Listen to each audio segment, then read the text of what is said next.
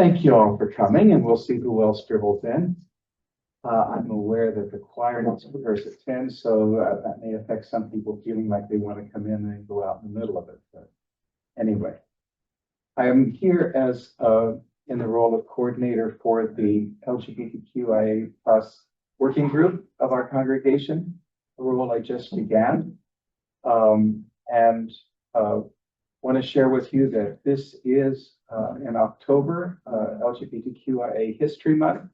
I don't know if you're going to say something about that, but that is a reason why we wanted to make sure that we had a couple sessions. We have one this Sunday and one next Sunday. So for this Sunday, we have Nathan Dick with us. Nathan is a recent graduate of Millersville University with a degree in secondary social studies education. He grew up in the school system where he now teaches at Manheim Township High School. And Rachel Booker Swank was one of his teachers. What? I just think go Blue Streaks. The Blue Streaks of Manheim Township. Oh, the Blue Streaks. Okay, gotcha. I wasn't, because that's not where you went, right? It is, yeah. Oh, it is where you went? Yes. Manheim Township. Okay, all right, good. More folks coming in. There are papers at the back. There are papers at the back you got, okay. So anyway, teaches there at Manheim Township High School. The topic today is how we can best address LGBTQIA concerns here in Lancaster County, focusing this session on how Kingian nonviolence principles taught by Martin Luther King give us guidance for supporting our LGBTQIA friends and neighbors and family members. Oh, I forgot one thing. At Manheim Township High School, he also serves as the Assistant Color Guard Director. That's at Ephrata High School, sorry. I'm sorry? That's at Ephrata High School. Oh, you do that at Ephrata High School. Oh, definitely different.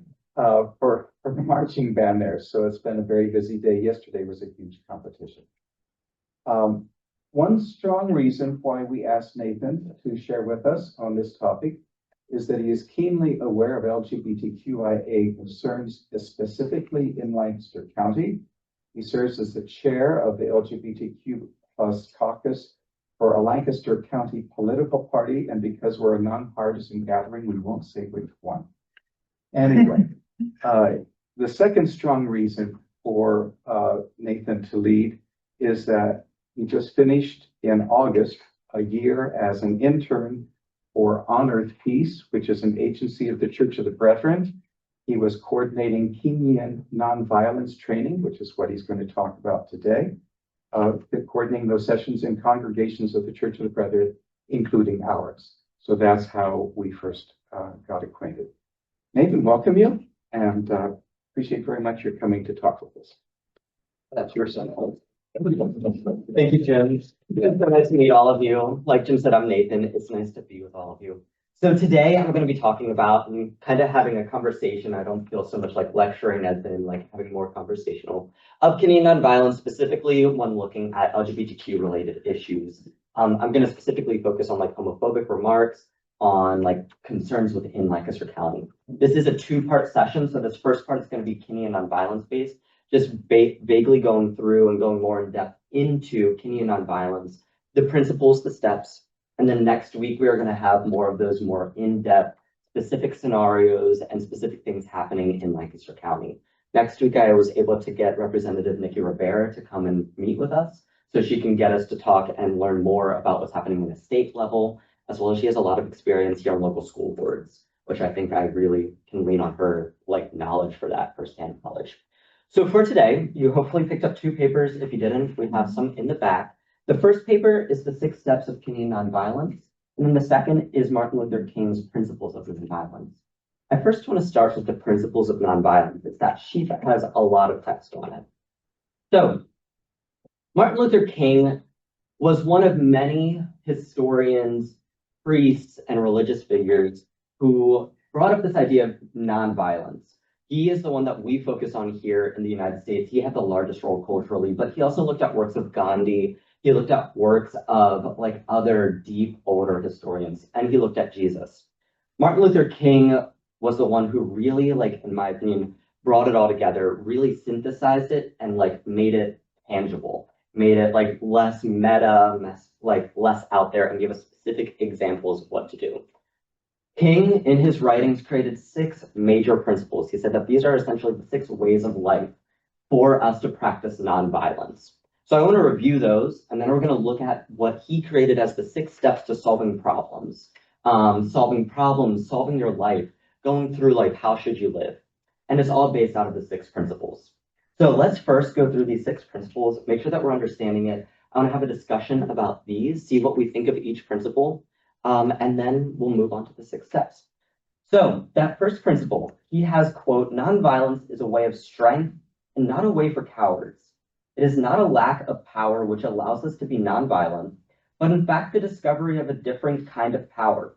It is a choice, not a resignation, a spirituality, not just a tactic." We can summarize this as nonviolence is a way of life for courageous people.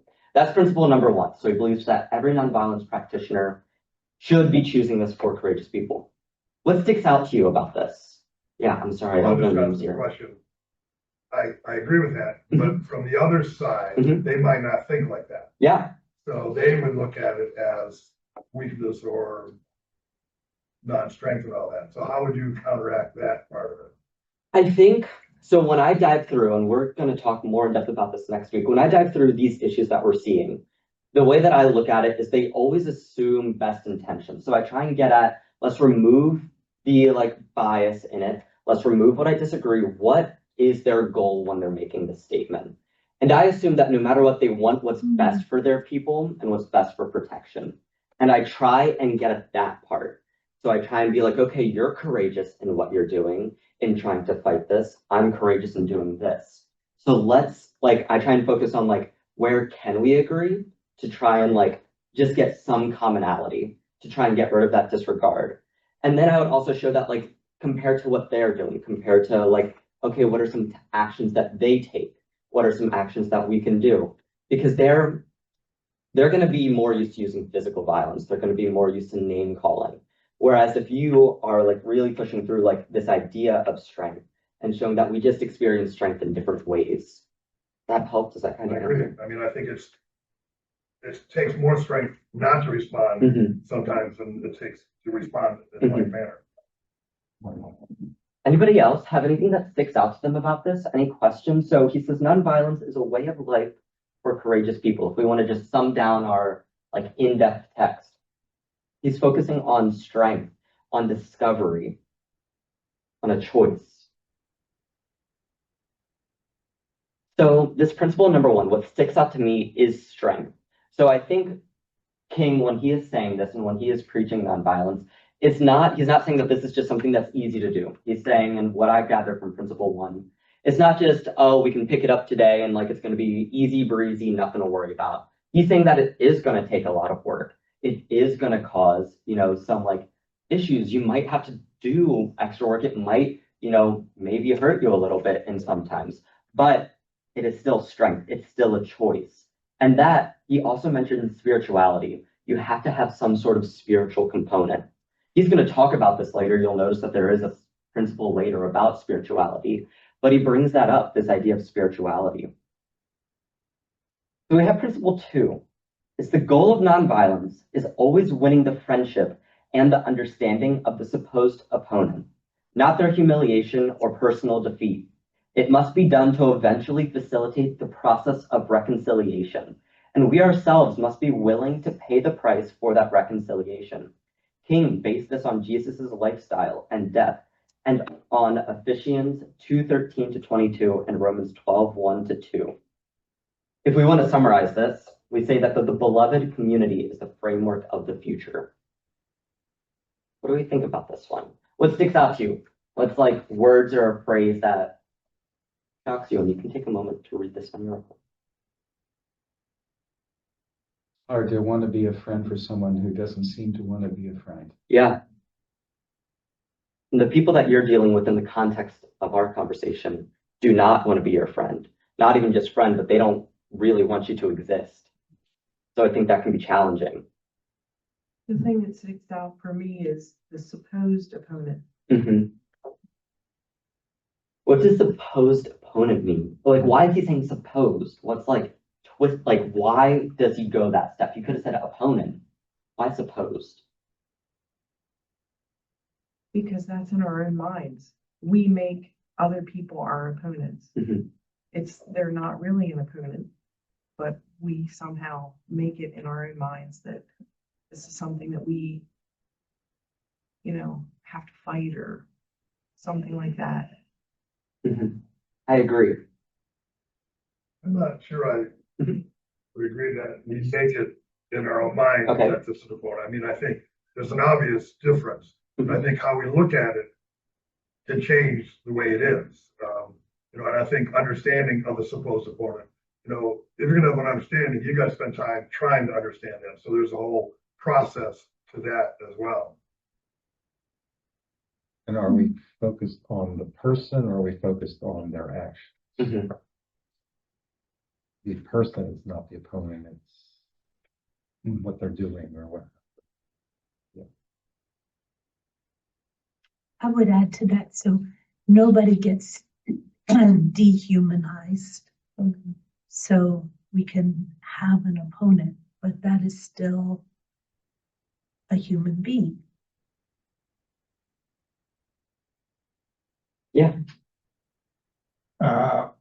At the time of the 2016 election, I speaking with sort of a friend in local community politics and so forth, but he was on one side and I was on another side. And what he brought out was at this time, I said, if Donald wins, it's whatever. And, legislatures will get together and work together to reconcile things. And what he noted is no compromise. No compromise. He was strong on the comment. No compromise. And where are we today? There's no reconciliation, and so forth. And how do you, as a business person, have no reconciliation with, you negotiate contracts, and the contract is sort of like an agreement between two parties. And if you can't have reconciliation, how do you have a contract? Maybe the only thing you can do is take away your own supposition. You can't take away the other person's supposition that you were their opponent. But if you take away your own, whatever you're layering into that, then it falls squarely on their shoulders to own the opposition. I don't mean that in a punitive way. I mean that in a way of just sort of recognizing, hey, this isn't really what you want. What you started off saying, the more important thing is saying, what is it the person needs and wants? And that changes the picture to realize what they're afraid of. The part that sticks out for me that I find personally challenging in specifically talking about like LGBTQ issues is he says that we ourselves must be willing to pay the price for that reconciliation. And like that to me, for some topics, I'm fine with, like that to me, I understand, I'm willing to compromise. I think in specifically in like where I need to find the strength is specifically in reconciliations that I pay. Because for LGBTQ issues, as a queer person, why should I compromise? And I think that's the struggle point that I always ask myself is why should I? Because their issue is so like no marriage, no rights to adoption. Like it's completely stripping me away of my rights. Why should I be the one willing to compromise? Like I feel like I should meet them there. But when I think of King and this nonviolence, what he's thinking about, I try and put myself in their position. I try and think of, well, what are they so scared of? And try and think of, well, would they be willing to compromise? Because they're like, to me, I'm going completely against their religious beliefs. To me, I'm going against the foundations of their life. And so we're both stuck in this really hardened position of, I don't want to compromise. You don't want to compromise. And we're both kind of valid in that argument. I disagree with them, but that's whatever. This is their way of life. I understand why they wouldn't be willing to compromise. And so that's where I always get stuck. And coming here as like your speaker, I don't have an answer to it yet. I haven't found out like how do I compromise. Hopefully, maybe we can come to some sort of idea here. But what do you guys think? Like, how do we reconcile when the other side in this conversation hates us? Yeah. I don't see the word compromise there. Mhm. So I think paying the cost of reconciliation, to me, that means this is not gonna be an easy process. It's gonna be difficult and it's gonna cost you something. What are you willing to pay to make it happen? So again, I'm not saying you've got to give up on your values to make it happen, Mhm. but you've got to spend something, do something to make it happen. And that's whatever it is, and I don't know how that would be, but I don't think it means giving up on your values to get there. Anything else that sticks out about Principle 2 to you guys? It seems to me that most mass protest movements are not just about winning over to your side. It seems like there is an attempt to create pressure on those with the access to the levers of power. And maybe you're trying to win over enough people to your side that it increases that pressure. But without that pressure, I'm not sure we're going to see much change. Yeah. We're not going to talk about it today, but King talks about this. It's called the top-down, bottom-up theory.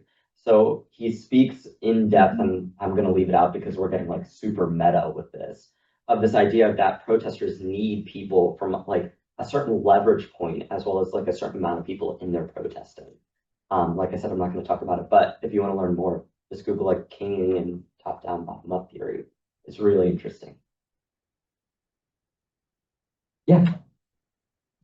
I'm caught by the second one, the fact that it's using supposed opponent and also winning.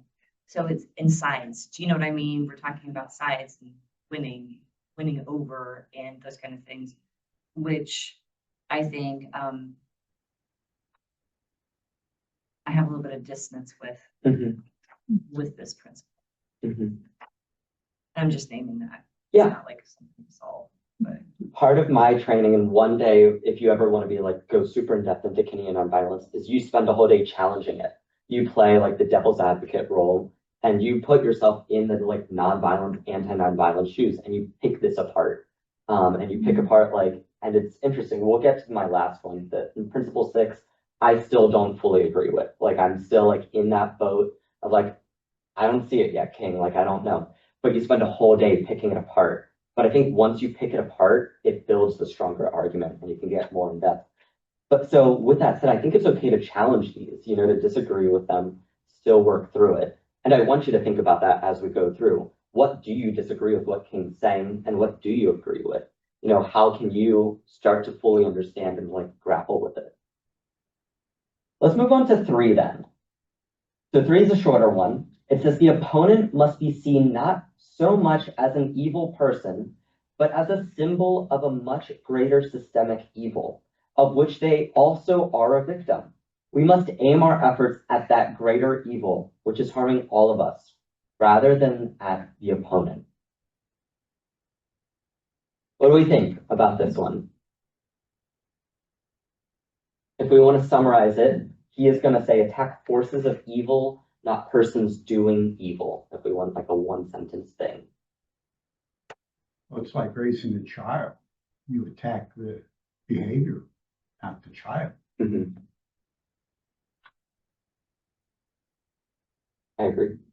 I think in Principle 3, I can really see like his religious background coming into like play here, because Christianity is a large amount of like forgiveness and forgiving like the sins, not the person, that these people can still be better. This isn't an evil person. They just are doing an evil action. We can attack the action, not this person. What's that mean in the context of LGBTQ topics? I know I've been not really diving deep into that, but I think we can easily do that here. So for somebody who is homophobic or against LGBTQ, or a school board member who's looking to ban books, how do we apply Principle 3?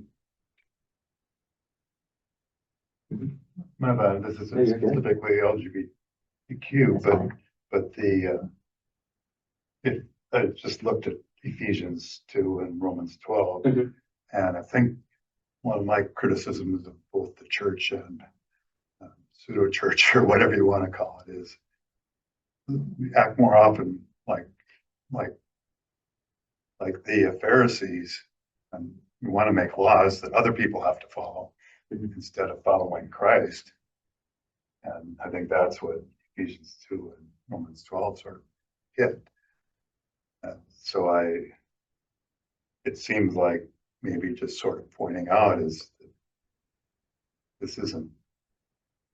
this isn't about how you're living your life. It's about you wanting to make rules for somebody else. And I don't know that we're called to do that in Christianity. It seems like human trait, though, that we always want to make rules for somebody else. Yeah.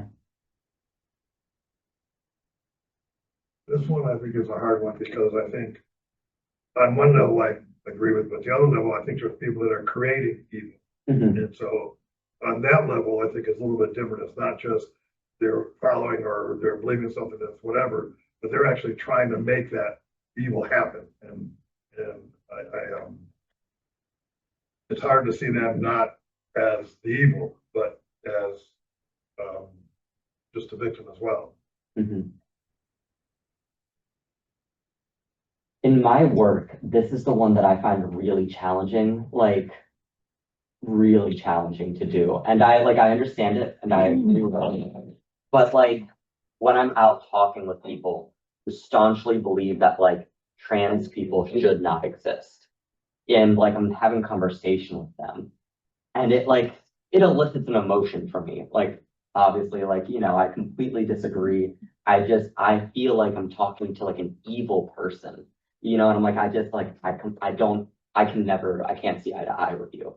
And I find it really, really challenging to like wrap my head around like, no, like they're just as much caught up in like this evil and this hate. Like we're the same, they're just believing something different than me.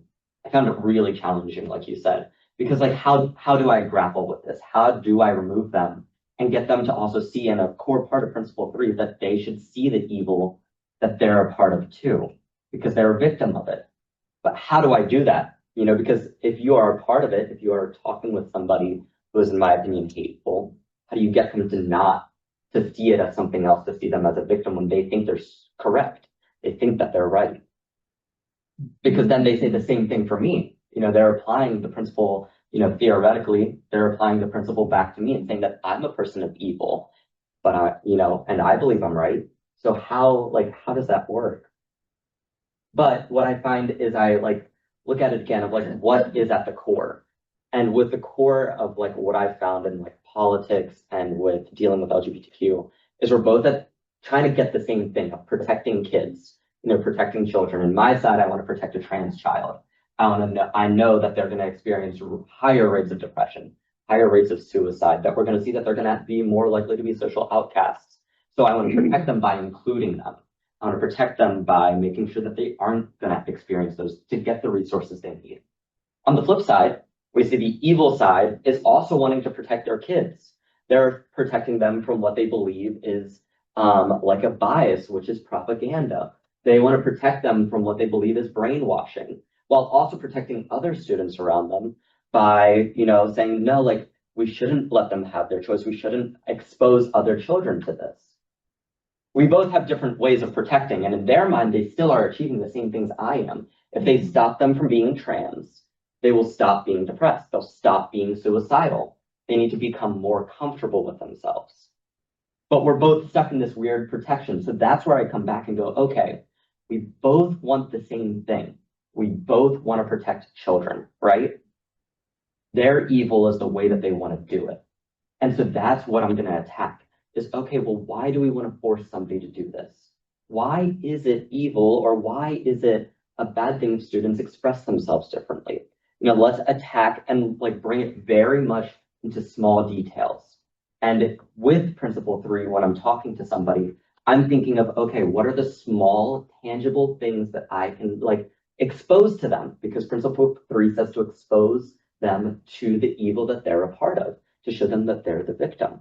So I'm going to say, okay, well, what about reading books? Like, let's get specifically into a small thing. I'm not going to attack a big thing of, no, it's terrible to ban books, or it's terrible to force students, because that's going to harden them. But if we can do the small little whittling away, then they're going to slowly realize. And I found that that's the process, is it's slowly exposing small details until eventually you have a bunch of smaller details added up into one big pile that makes them realize, oh, you're right.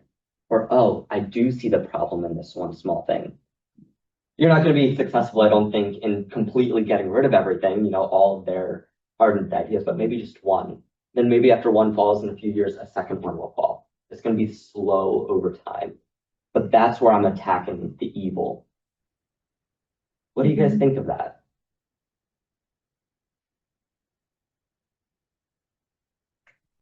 I think this is one in which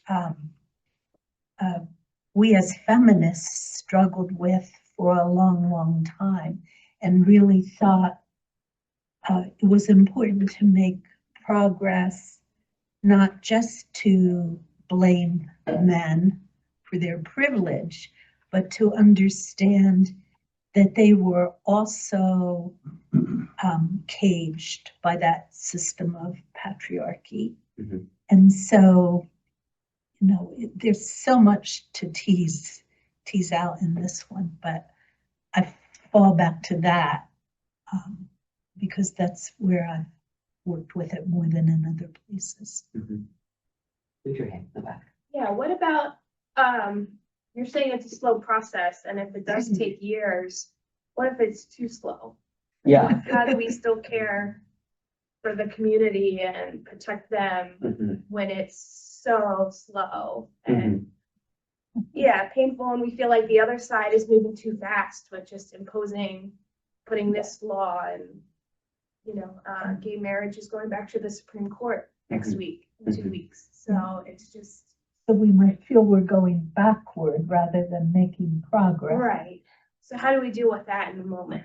Yeah. And that's a challenge. And I tell my other political peers, flow. And what I think is okay, if I'm talking to a 40-year-old person, let's say, they've had 40 years of hardening their ideas, hardening their stance. So I can't expect them to change it in a year, right? And so if they're 20 years old, they've had 20 years of learning, cementing their ideas. So it has to be gradual. And I think in that time, what we need to focus on as that community is specifically helping those kids, helping whoever is in, the attacked group. In this scenario, it's LGBTQ people. So we need to protect queer people, make sure that they have those experiences while this slow work is being done.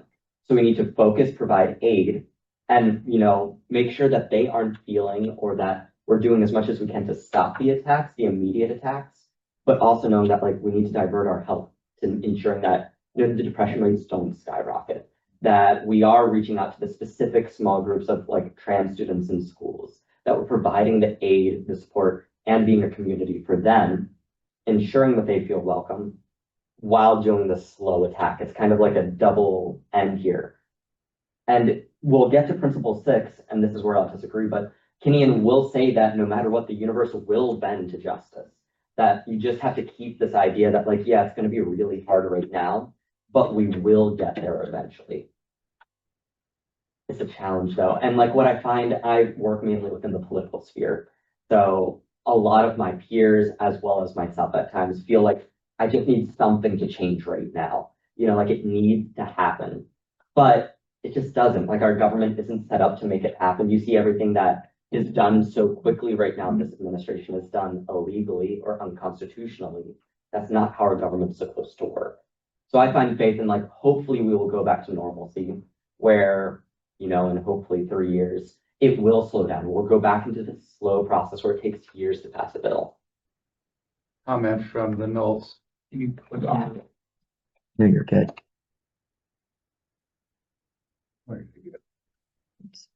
Go to chat.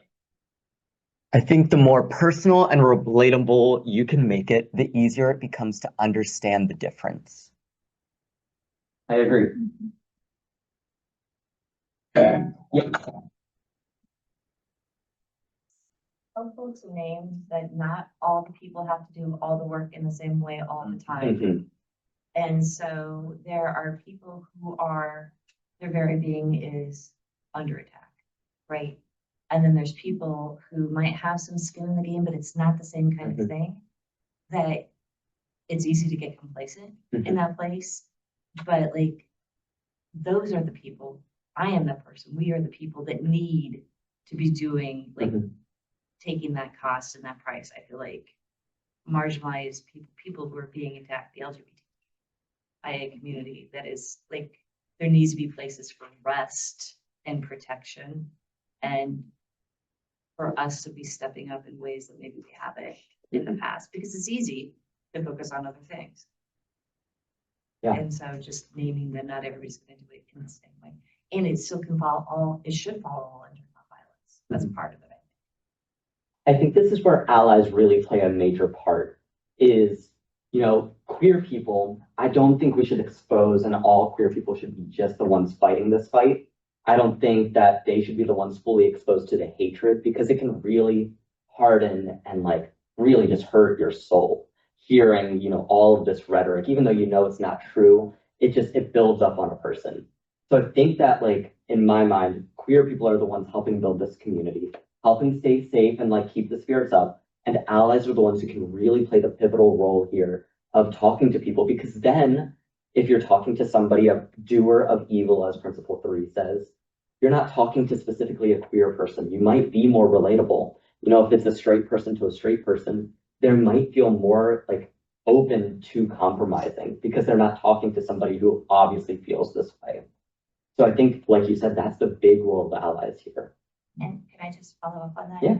And I think that I'm hearing in ally places where there's allies, this thing is like, I can't even talk to that person because of this. Mhm. I'm like, it's sometimes you're gonna have to dig deep, Mhm. right? Because the cost is not as, Mhm. if you're not separate in that community, like we gotta step it up. I agree. I have to step it up. I'm not gonna say we, I have to. Same. I feel like I avoid people that have so much hate and, don't want to have a diverse community. I feel like I avoid those situations now. I've let a lot of friendships and even relatives, kind of those relationships go by the wayside because it just sucks the life out of me. Mhm. And, but I have been, I don't think I'm courageous or brave, but I have been saying things when people say something that's either racist or homophobic or, anything that is offensive like that. I feel like I have been, standing up a little bit more. And, if they give me, Bible lessons or scripture, then I can put that back and say, well, this is not the Jesus that I know. Mhm. And that's not the God that I know. And I just hope that people have a little piece of, that just plants a little seed, because I think that people really truly have to have a change of heart in order to change their way of thinking. Because I know for me, a lot of this, I myself, when I was growing up, in the UCC and Presbyterian churches, I didn't really think of it as like this new evangelical, like these viewpoints that are so like rigid and, these belief systems. I never really thought of myself like that, but I was caught up in that. And then I think in like right around COVID, and I started to see people's behavior come to the forefront so much more. And that's when I started to really question myself and who I was as a Christian. So it took a change of heart, like that, but something pretty drastic. Yeah, I just wanted to just question. A lot of times it seems like people say, well, nowadays this is happening and this is happening. And just my own experience, and I don't know if it's universal, but it's not like gay people or anything new, or trans. We have friends that are our age that are trans, and we have, I remember going back to college, and a person who was a veteran, talked about challenges of being gay, and I another guy I was walking with across campus was, talked about being gay. It's not like it's new. It's not like it's something that's happening nowadays. It's changing everything. And I don't know how that applies, but it seems to be one of the things that old people especially hear all the time. Well, they hadn't done this, then this wouldn't be true. But it's those, and I don't know how that answers anything except, we're looking at history from this viewpoint of this. And I remember my dad talking about having an encounter with a gay man in World War II. So, For the sake of time, I'm going to move on to principle 4, but I'm loving the discussion we're having. We're just running a little shorter. So 4 is a longer one. He is going to say there is a moral power in voluntary suffering for the sake of others.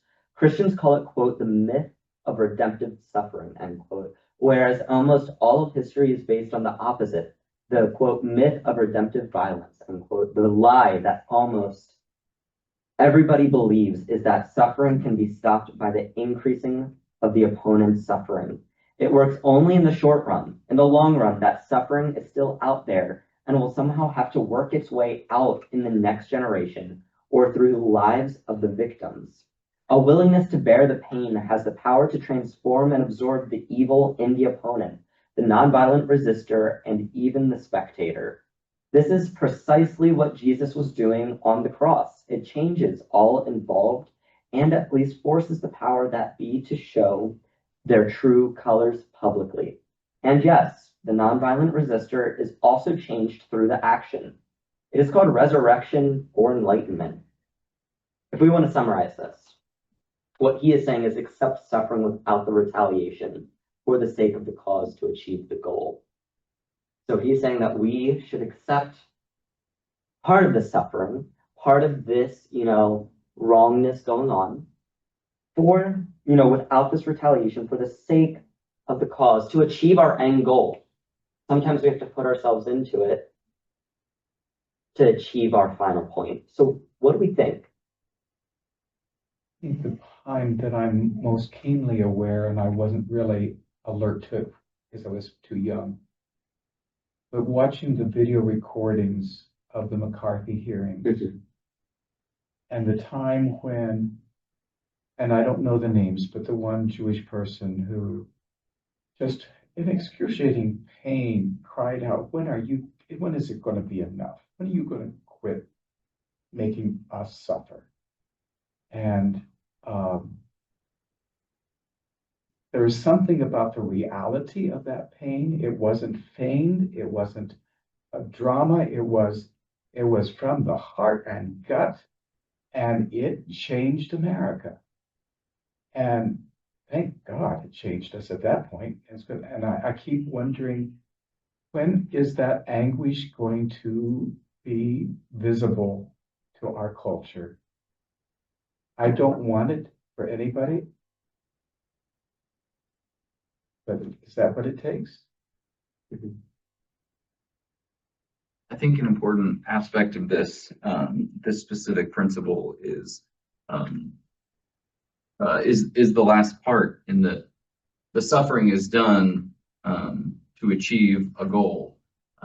It's not just suffering for the sake of suffering. And I think sometimes people take on that kind of mentality of being a victim or wanting to, or assume that because they are suffering, therefore, they are in the right. But I think this is a much more pointed kind of tactical approach to how suffering is understood and used. And I think it's important for folks to understand that.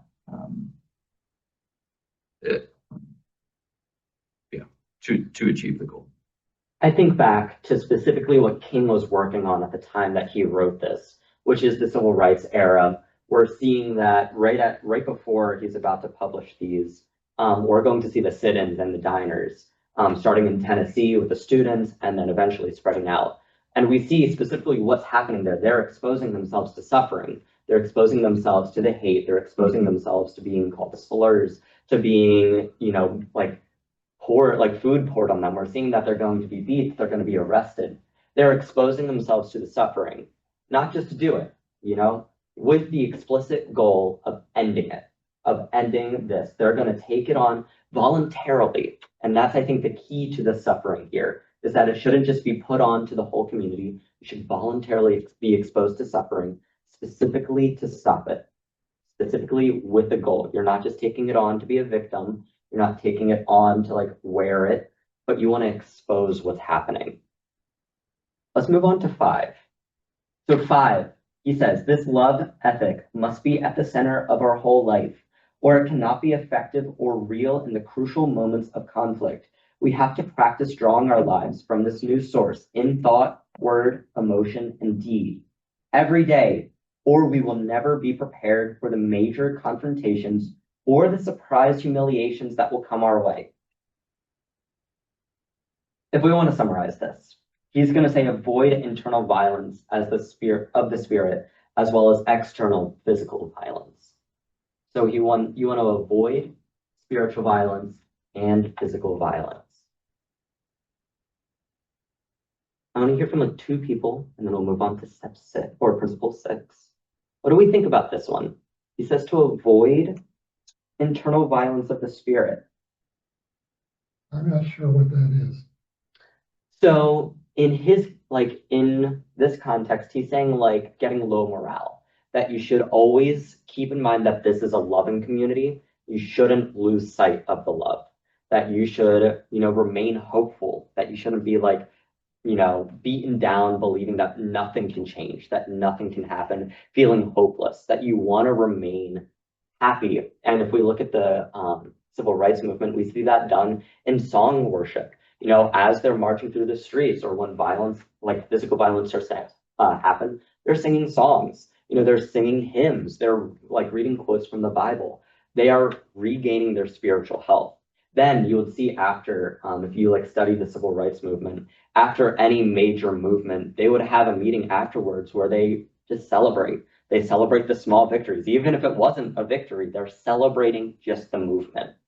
And so you see that this happiness. So to me, the spiritual violence or spiritual internal self is just this happiness, that it shouldn't be a sad movement. I mean, haven't we seen that in the No Kings movement? That's what we've seen. I think in the context of LGBTQ community, this one is what's most important for us. And I think we're at that stage now where we're not really so much winning the fight anymore. We're not, the majority right now in government. So we need to make sure that we're remaining spiritually healthy, in my opinion. So we need to make sure that, yeah, there's bad things happening, but we still need to focus on the good.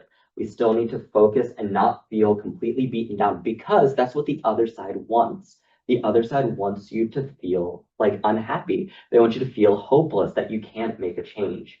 And so I think we're in that stage with our fight in the LGBTQ community, where we need to still find happiness. And it might not be a lot, it might not be a major gain, but it might just be oh, we avoided one book being banned, or one school policy being pushed through. I could be taking a flower and putting it in the barrel of somebody's rifle. Yes. One more person, and then let's move on to principle 6.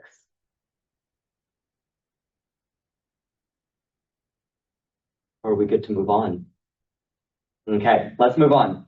So his last principle, nonviolence, relies on a kind of cosmic optimism, which trusts that the universe / reality / God is finally and fully on the side of justice and truth.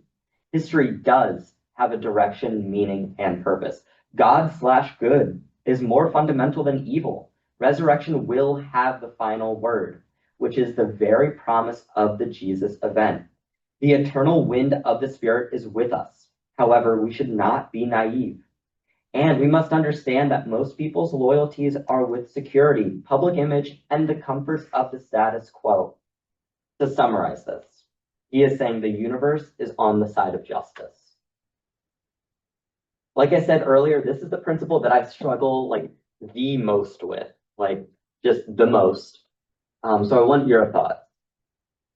I just, this and actually coupled with number 4, I think to me a lot, it really expands the meaning when Jesus says, you must pick up your cross and follow me. Basically, that's summary of 4 and 6 together. We do have a cross to bear, so to speak. So. I think this is through these principles, you can really see King's Christianity coming into play here, because he is almost thinking of Jesus's life through these 6 principles. You can see that Jesus followed principle 4. He accepted the suffering. Then you can see in 6 that he still knew that the universe was on the side. Now he knew what God's plan was. He knew what would happen, but he still followed it. He still knew that he needs to suffer and that the universe still would bend to justice. What do we think? What do you guys think of principle 6? I guess my question is, how does he know that? You know, what evidence we have that the arc of history bends towards justice? That was a little more believable to me a couple of terms ago than it is now. Are we talking about in our lifetime, or maybe, I don't know where it'll be 100 years from now. Maybe things will be really good, but I'm not going to see that. Ozymandias. Say that again, I'm sorry. I said Ozymandias. You know the poem? No, I'm unfamiliar with it. I'm sorry, I don't remember the author's name. He talks about discovering or finding a statue and seeing the head of a large, you know, somebody that dominated the world. They're laying there in the dirt. And Scripture bragging about how Exactly. in charge of everything. Yeah, he says, Relic. you who, you know, bow to me, and it's no longer true. So the reason I struggle with this one is I'm a historian. That's like my main job. I'm a history teacher. I have a degree in history. I struggle with this because I look and I study history. Most of my studies, unfortunately, are in the rise of fascism in Europe in the 1930s through 50s. Kind of stinks to have that knowledge right now. But I look at that and I see the horrors and the evil that happens. I read about it. I study it. And like I find it really, really hard to believe that the universe was on the side of justice in that moment. Because, and as I read the accounts of Jewish members, of disabled people in Nazi Germany, the universe just isn't. You know, like to me, I can see it firsthand that it isn't. And I think what would happen had the Allies not intervened, you know, because it seems like they got to a point, and in my opinion, they did in Germany get to a point where there wasn't any successful protests happening, and the people did, but it didn't work. And so I find this really like troublesome in Principle 6, just the idea that the universe is on the side of justice. Like to me, in my historical context, it was other people influencing this. So, and in the work with Honor of Peace, we kind of adapted it, and I follow an adapted version of Principle 6, that the universe is on the side of justice because we bend it to justice. That sometimes the universe needs a little intervention from us. And to me, that works with all my historical context. We see evils happening, but then we see good people bending it back towards the right way. In my context of the Nazi Germany, it is the Allies. You know, we see that there is a greater force. Is, you know, that greater force the universe, or is it humans bending us? I don't know, but to me, that's a more tangible Principle 6. And I think that makes a little more sense. Yeah. It goes back to how fast does all this happen? Like you're saying, it needs to happen fast enough. We got to change this. Whereas it might not be that fast. So if Germany would have won the war, what would have happened after? Would have been other ways that would have changed all that stuff. And I think we get caught up in today, and we don't look at time the way it was. Like you look at the Civil War, you know, I mean, there was all kinds of problems after the Civil War. We got through all that stuff. Probably not within the lifetime of the people that were there, but over time things changed. And you know, we're always trying to move faster than maybe we should. And this goes, I think, goes into, you know, being a Christian. I mean, what evidence do we have that there's a God? It's a belief or faith we have, but there's not very much tangible things that we can say, God did this, that someone else say, well, no, this did this. you know, and I think it's just having faith that this is the way it is, and we're gonna move through this way, and it's gonna come out okay. I want to transition now to that second piece of paper, and this is going to be a quicker go through because I believe I have 5 minutes. We fudge sometimes a little bit longer, but yeah, 5 minutes. This one's quicker, and this one I think isn't like so meta to grasp. That's why we're spending the shortest amount of time. Are any of you like scientists related to science? Like, have you heard of the scientific method? It's this idea, and if you're a scientist, you follow a specific step to like, run through an experiment. And King is going to develop his own for nonviolence. He creates what's called the 6 steps, because beautifully, I think 6 principles, 6 steps. He was, pretty smart. So we have 6 steps to what he calls solving a problem. He says you can apply these 6 steps to anything going on in your life, any problem. It could be anything super small, I don't have my backpack, to something super big, to issues in your life, jobs. So let's look at his 6 steps to solving problems. We have the first one, which is information gathering. So this is where you're just going to gather information. He says in these 6 steps, they can all happen at random different points. There's only 2 that need to happen kind of at the same, or like in specific orders. The first is information gathering. You always need to start with gathering information, both of your problem and of the other side's problem. The last step is step 6, which always needs to happen at the end. The rest, you can kind of fudge around. You might do in different orders. So information gathering. In the context of our issue, LGBTQ, this is you gathering information, like I said, on like trans kids we could use for an example. I'm going to gather information of the statistics that we know of mental health issues, of suicide rates, of experiences in school. That's me gathering my information, just looking at it plainly. But a key part of information gathering is also gathering the information from the other side. You need to gather the information and what they believe, not just what you see happening, but what are their beliefs. That's step 1, information gathering. Then step 2 is to educate. He says to educate yourself. Look at the information, read it, understand it, create your belief, and then educate the others around you. Talk it out with people. You have a community in this. 3 is a personal commitment. So you want to take that personal commitment, and I think of this as like my thesis statement if I'm writing, of what is my major argument here? What am I going to commit myself to? In step 3, personal commitment is when you're going to look at what suffering do I want to accept. You're going to draw your lines. What's your, I will go this far. You're going to draw your line in the sand. Then you have step 4, which is negotiation. This is when you're actually going to confront the other side. So you're going to confront, if it's, in LGBTQ, you're going to confront a school board member. You're going to confront whoever is doing the evil. Confrontation can look a bunch of different ways. I'm saying confront. It could just be going to a board meeting. It could be emailing. It could be protesting. Any way to, get exposed to the evil, and bring your side to it. We see in the negotiation that it needs to happen from both sides. It can't just be you compromising, and it can't just be you, going in. It needs to be a conversation between both parties. It can't just be one side. That can be challenging, because the other side doesn't want to have a conversation. But negotiation requires both parties to be active. 5 is one of those steps that you can skip. King says that not everybody is going to go through a step 5. You might or you might not, and it's dramatic direct action.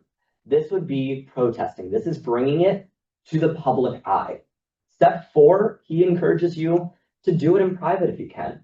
Don't embarrass people. Step 4. That's not your goal. Your goal of step 4 negotiation is to simply see if you can get, your problem solved.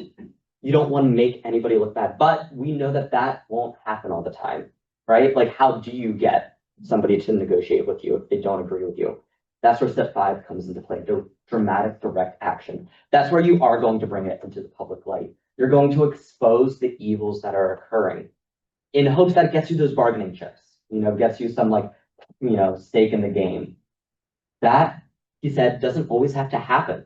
If these people are willing to negotiate with you, then skip step 5. You want both people to be treated as equals. And if you, embarrass somebody or you make them look poorly, they will just be hardened even more into their position. That's step 5. And then step 6 is reconciliation. This is the second step that always has to happen at the end.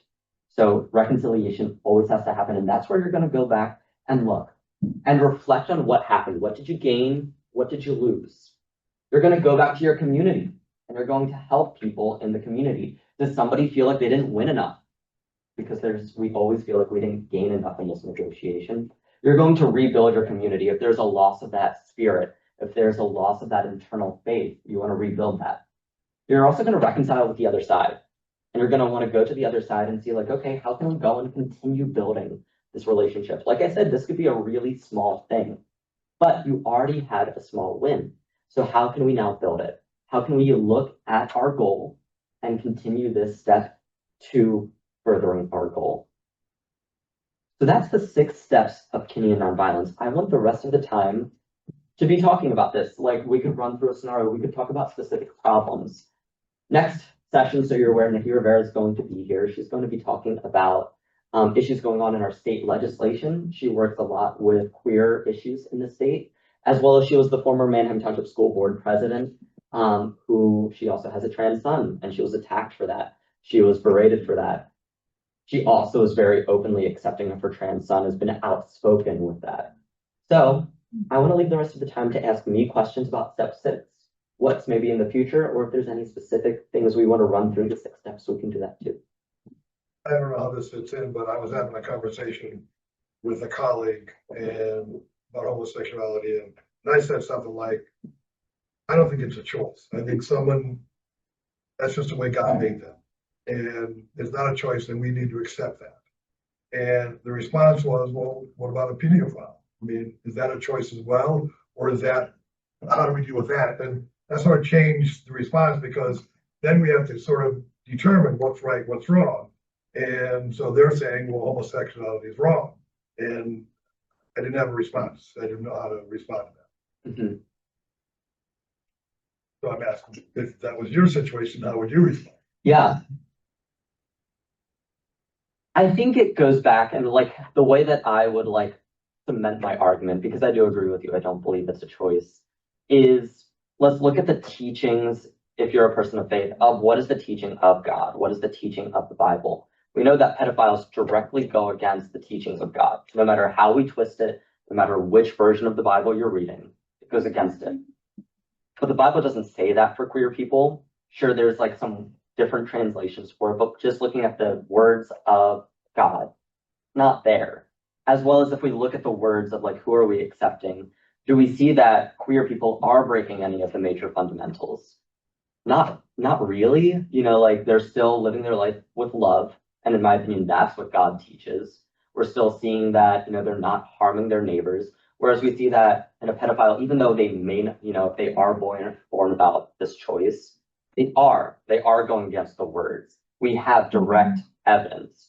Sure, like you can twist the words of God to go against gay people, but it's not explicitly stated, you know, or we can see that in the Bible with like pedophiles, even though they don't make that choice. Now, if we want to look at it from the nonviolence practitioner stance, the nonviolence practitioner would say that we still shouldn't be attacking that person. We should be attacking, you know, the actions that they did, but they are still a part of that evil, that even though they made that choice, we should try and change the specific evil. So does that like kind of make sense? Is that, yeah. I'm wrestling just a little bit with dramatic direct action being number 5. Mm-hmm. But I think you did say that all except for number 6, the others are a little bit interchangeable. Mm-hmm. The reason I say that is that I participated in protests against the school board, but I never once wrote a letter or had a conversation with anybody on the school board to see about negotiating some process of them understanding things differently. I did afterwards because one of my neighbors on the school board and happened to see her at a school play presentation and thanked her for not voting with the block for one particular vote. But I just want to make sure we can do direct action and then move to another piece of it. Well, I get lost sometimes between the Old Testament and the New Testament, and God and Jesus. And they sometimes contradict one another, it seems to me, because, God gives vengeance and all this and all that. And Jesus was holding his hands out, love and so forth. And it's that contradiction that's between those two sources that cause conflict in me. Because, if this is all about Christ, it's about Jesus and his resurrection and so forth to save us all. And then there's God over here with the vengeance and all this and that. And that's where I get confused. Which is it?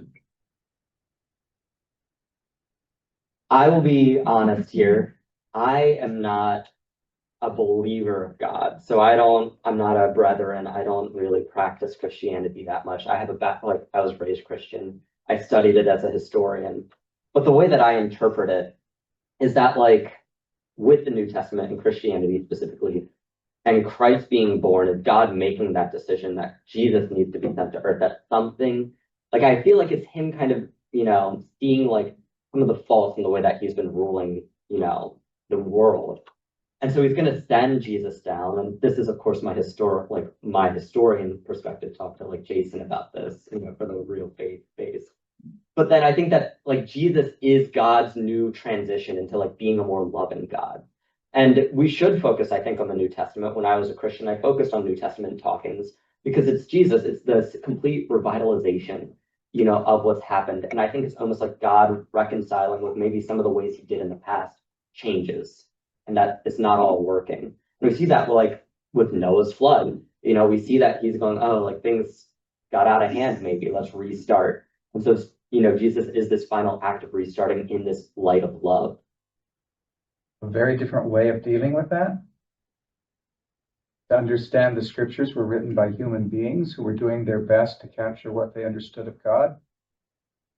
They weren't always as accurate. And so the problem often is with people thinking that every single word from the beginning is written by God.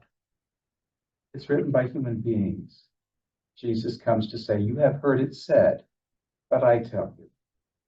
As in, here's how God wants to help us understand God's self. So that changes that whole framework to understand that brethren traditionally see the Old Testament through the eyes of the New Testament. That Jesus said, oh, none of that's going to go away. But that doesn't necessarily mean that everything of it is to be understood the way that people have traditionally understood it. And he reinterprets many things. So we continue to let the Spirit reinterpret. That plays far too easy for our fundamentalist friends. The comment most stinging to me as a denominational leader over the last couple of decades was when people said, we're not going to let you take us to hell, we're going to leave. Our sense was we're trying to say God has created everyone who's in this church, and we need to all find ways to love and care for each other and sort of the Kingian nonviolence pattern. And it just really stings when people say, no, we're going to hell. And so to try to understand things in terms of Jesus is kind of where this congregation is and where the Church of the Brethren wants to be. But we have so many different streams moving among us that are influenced by our culture that people move to judgment rather than to reconciliation.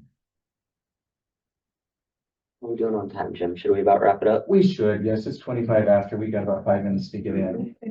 I'm supposed to sing today, so I said, Thank you guys. Thank so you very much. much. I hope to see you next week. It'll be fun with Nikki. She's a good speaker. Tell your friends how good this was. Yeah. Come next week.